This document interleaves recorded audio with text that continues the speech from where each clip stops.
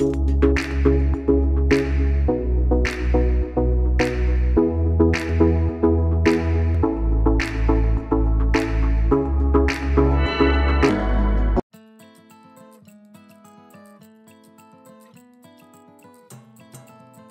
up, everybody? And action.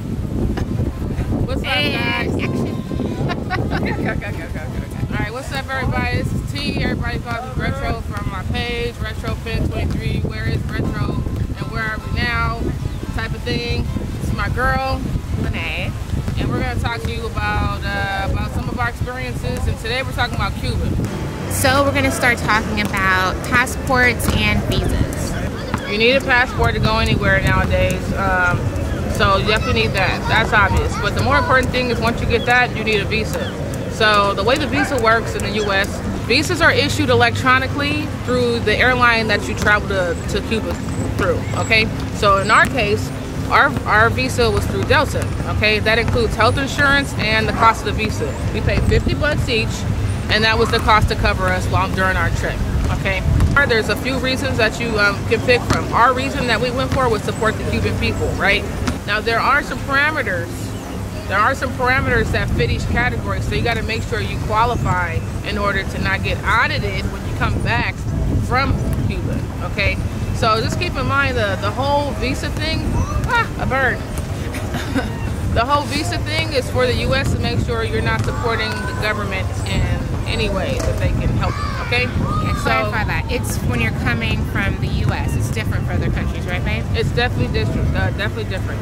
So you want to make sure that you're staying at an Airbnb or like a casita, where you either can stay with someone Casa particulares. or you can either stay with a Cuban family, and it's really cool because some of them cook for you, you can eat there, and you really get immersed in the Cuban culture if that's something that you're interested in. Me and T, you know, we're a couple, we kind of like our privacy a little bit, so we opted out of staying in one of those places and actually got an Airbnb, a really cool studio in Old Havana, and that was great. So when it comes to housing and where you're staying, you want to make sure you're not staying in a government-owned hotel. Airbnb is probably the best way to go. That's if you're also going for that reason.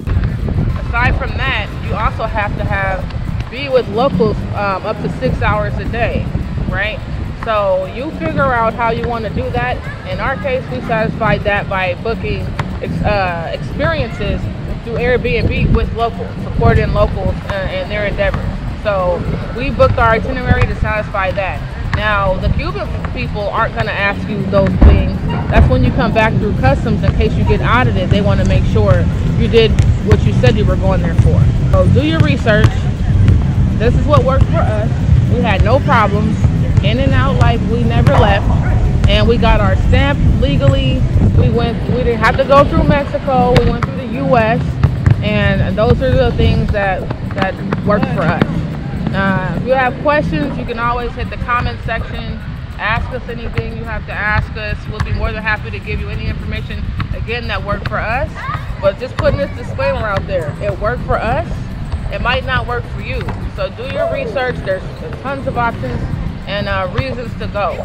But if you can swing it, we highly recommend it. It's one of the best trips we've ever had and one of the best places in the world. But whoever thinks shooting is easy, this shit ain't easy. It's almost being like a weather girl, right? You out here in the elements, and hopefully we don't get sick off this shit. So today in Venice Beach, it's going to be a torrential. Is it torrential? Torrential. Torrential. Torrential. Tarantula. Tarantula.